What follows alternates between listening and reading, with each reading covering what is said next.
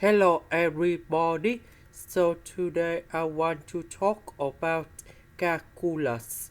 The topic today is about limit. So now I want to show you how to answer.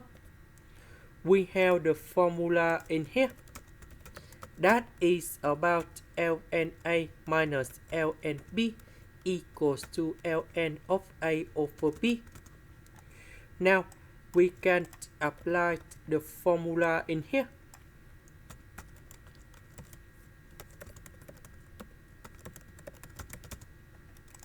Next, we divide both sides by x on numerator and denominator.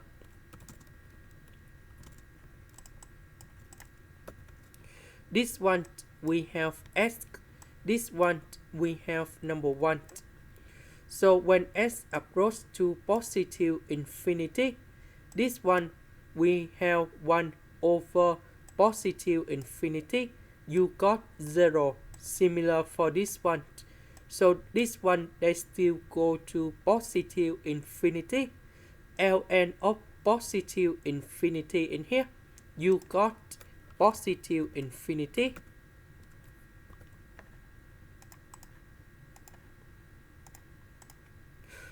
This is the end. Thank you for watching.